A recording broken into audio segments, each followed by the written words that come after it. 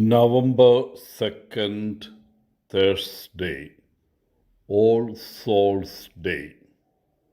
Matthew 25:31 to 46.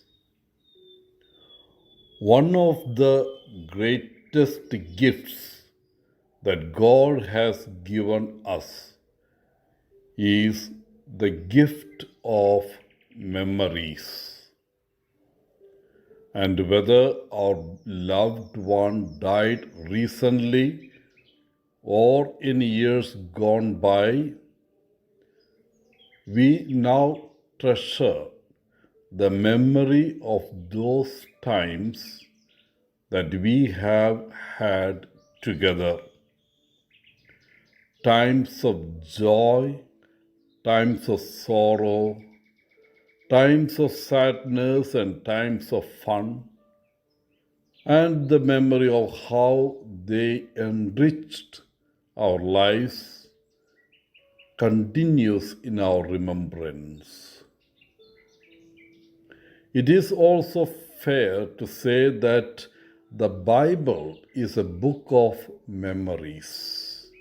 Memories of God and how He nurtured His chosen people in the good and bad times in their lives. Our first reading today from the book of Ecclesiastes speaks about the different times they encountered and how these experiences shaped their lives. Today, we commemorate the fact that many who die in a state of grace are not immediately ready to stand before the glorious throne of God and see Him face to face. The only way this is possible is if every sin and every attachment to sin is purged from our souls.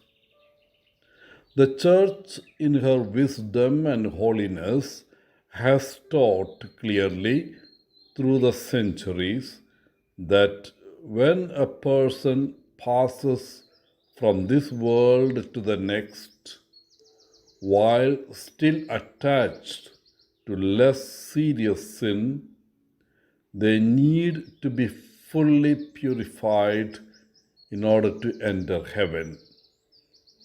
This is what we call purgatory. The Catechism of the Catholic Church states, all who die in God's grace and friendship, but still imperfectly purified, are indeed assured of their eternal salvation. But after death, they undergo purification so as to achieve the holiness necessary to enter the joy of heaven. For some, purgatory can be frightening and even confusing thought. Why doesn't God, in His infinite mercy, simply take all our loved ones who followed Him straight to heaven? The answer is simple. He does. And the path for them to heaven is this incredible mercy of their final purification. Through this final purification, God prepares the holy souls who have died for an eternity of joy. This purification is necessary because God, in His love, does not want any soul to live eternally with even a minor attachment to sin. God wants us to be filled only with the purity of love forever. Thus, upon our death, we are graced to enter into a final and intense purification of every minor sin, so that when we see God in all his glory, we will see him with the perfection to which we are called. Wishing you a good day, Father Paul, CSSR from Kerala.